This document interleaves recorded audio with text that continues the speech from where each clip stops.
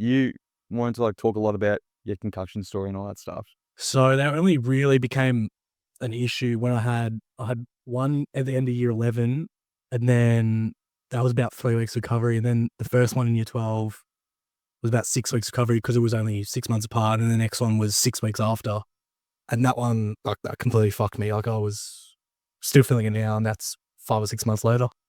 The one that was called me to retire, unfortunately, the next one. So my first game back, last game of year 12 footy, in the first quarter, I get knocked out, running into a teammate while picking up the ball. He runs into me, sorry.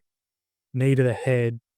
And then I ended up being out on the floor for 2 minutes. They stopped play, called the quarter off, calling the ambulance.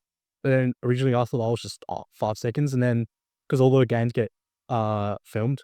And then I checked and I was like, holy shit, I was unconscious 2.5 minutes.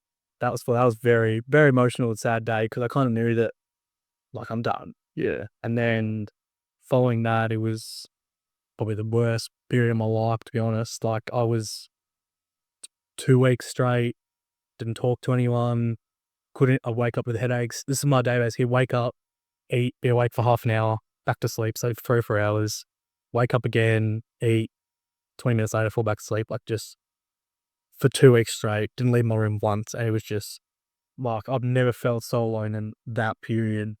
Then I went to this concussion clinic in Richmond. Like, they had like a psychologist, like a concussion specialist, a physio, like another physio to help with like motor skills because I couldn't balance, couldn't do anything. And then they had like a speech pathologist to help with like speech and memory. And it was just like, I was like, holy fuck, like, I've got a full team around me. This was also around the end of school sacks. So the sacks were just piling up and I couldn't read a page. I couldn't do anything without getting headaches, which would cause me to just die up. So I was at this clinic and it was so confronting. I was in a room with people with amputated both legs, people learning how to walk, people with serious, serious injuries like wheelchairs, loss of limbs, like everything. It was so confronting. I'm like sitting there as an 18-year-old kid with a couple of head knocks. I'm like, what the fuck is going on, to be honest? Like, it was just like, this is so bad. Like, I thought my life was going to be like this forever.